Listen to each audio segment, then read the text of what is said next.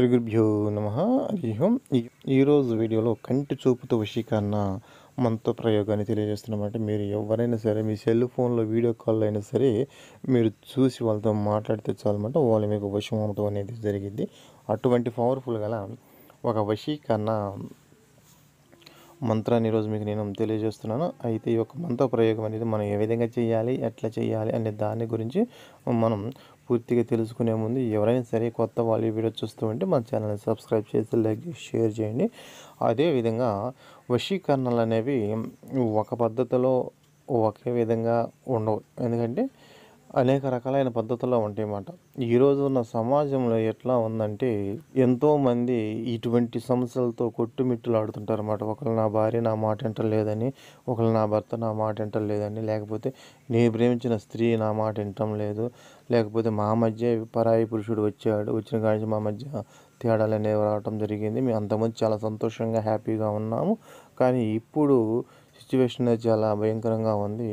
ఒక వ్యక్తి రావటం వల్ల ఆమె పక్కకి వెళ్ళిపోవటం జరుగుతుంది, లేకపోతే ఒక స్త్రీ రావటం వల్ల నేను ప్రేమిస్తున్న పురుషుడు ఆమెతో పరిచయం ఏర్పరచుకోవడం అనేది జరుగుతుంది, లేకపోతే భార్య భర్తల మధ్య ప్రేమ సఖ్యత అనేది తక్కువైపోయి తరచూ గొడవల మీద గొడవలు జరుగుతూ కొట్టుకొని తిట్టుకొని ఇటువంటివి జరుగుతున్నాయి. అదేవిధంగా అనేక రకాలైన సమస్యలు, కొంతమంది నన్ను ప్రేమించి మోసం చేశాడు పెళ్లి చేసుకోవాలని, ఇటువంటి సిచ్యువేషన్లో ఈ రోజున సమాజం అనేది నెంబర్ 1 స్థానంలో వద్దమాట. ఎందుకంటే ఒకప్పుడు ఇటువంటివన్నీ లేవు, కానీ ఇప్పుడంతా టైం పాస్. అయితే ఇక్కడ నేను తెలియజేసేది ఏంటంటే ఇటువంటి సిచ్యువేషన్లో ఇటువంటి ప్రాబ్లంలు ఎవరైతే ఉన్నారో వాళ్ళు నిజమైన ప్రేమికులు అయితే, వాళ్ళు నిజమైన భార్యాభర్తలు అయితే, వాళ్ళ మనసులో ఉన్న నిజమైనది అయితే ఈరోజు నేను చెప్పేది అనేది మీకు 100% అనేది ఫలించింది అన్నమాట. ఇది వచ్చేసి ఒక మోహిని వశీకరణ మంత్రం అన్నమాట. ఈ యొక్క మోహిని వశీకరణ మంత్రాన్ని మీరు ఏ విధంగా తయారు చేసుకోవాలి అంటే దీనికి వచ్చేసి ఒక కాటుక అనేది కావాలన్నమాట. ఒక కాటుక అనేది మేము పెట్టుకోం కదా గురువుగారిని, కాటుక అనేది తీసుకోండి. అది స్త్రీలు పెట్టుకునే కాటుకని చూసారా, అటువంటి కాటుక అనేది తీసుకోండి. ఆ యొక్క కాటుక మీద ఈరోజు నేను వీడియో మీద ఇస్తాను ఈ యొక్క మోహిని వశీకరణ మంత్రాన్ని మీరు ఏం చేస్తారంటే 108 సార్లు చదవాలి. మనం మీ చేతిలో పట్టుకొని ఆ యొక్క మంత్రాన్ని మీరు 108 సార్లు చదివిన తర్వాత దాని మీద వచ్చేసి ఒక 3 సార్లు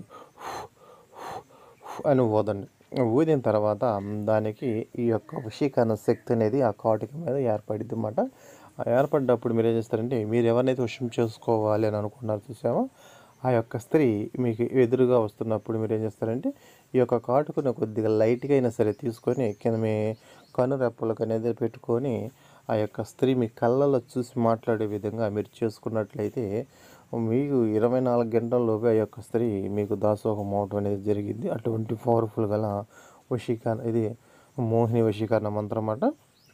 అదేవిధంగా ఒకవేళ మేము ఆఫీసులో ఉన్న ఆ స్త్రీ ఇంటికాడ రాదండి, మరి అక్కడికి వెళ్ళినప్పుడు పరిస్థితి ఏంటంటే మీరు ఎక్కడైనా సరే మీరు ఏం చేస్తారంటే ఆ యొక్క స్త్రీ మీకు ఎదురుగా ఉన్నప్పుడు కానీ, లేకపోతే ఆ యొక్క స్త్రీ మీతో వీడియో కాల్లో మాట్లాడుతున్నప్పుడు కానీ మీరు అనుకూలం చేసుకొని ఆ యొక్క స్త్రీ మీ వైపు చూసి మాట్లాడే విధంగా చేసుకున్నట్లయితే వాళ్ళు మీకు వశం అవటం అనేది జరిగింది.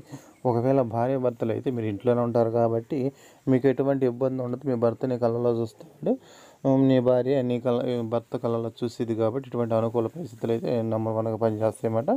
ఒకవేళ మా నుండి చాలా దూరంగా ఉన్నారండి, వీడియో కాల్లో ఇటువంటి ఏమీ లేవు, మాటల గేట్లు అయితే లేవంటే మరి అటువంటి ఏమీ లేకపోతే మనం ఏం చేస్తామంటే ఏదో ఒక విధంగా ఆ యొక్క స్త్రీ నీ కళ్ళల్లో ఒక్క నిమిషం 2 నిమిషాలు చూసి మాట్లాడే విధంగా ఉంటే చాలు అన్నమాట. ఇది కంటి చూపుతో మోహిని వశీకరణ మంత్రం అన్నమాట. ఇది ఎవరైనా ప్రయత్నం చేయవచ్చు, ఇది నెంబర్ 1గా పనిచేసింది. కాకపోతే ఏం చేసినా సరే మంచిని ఉద్దేశించి చేయండి. మంచి అనేది ఎట్లా ఉండిద్దంటే 100% ఫలించిద్దండి. చెడు అనేది ఎట్లా ఉండిద్దంటే అది కూడా 100% ఫలించిద్ది. ఎట్లా అంటే మంచి అనేది నిదానంగా జరిగింది, చెడు అనేది ఫాస్ట్గా జరిగిద్ది. అదేవిధంగా ఇప్పుడు నువ్వేం చేస్తావంటే నీ కార్యకలాపాల కోసం ఒక స్త్రీని లొంగపరుచుకోవడం కోసం లేదా ఏదో ఒక విధంగా ఒక చెడుని ఉద్దేశించి నువ్వు చేస్తావు, ఆ పని అయ్యిద్ది. కాకపోతే దాని కర్మ ఫలితం అనేది నీ వెనక వస్తూనే ఉండేది, అది నీకు తెలియకుండా వచ్చింది అన్నమాట.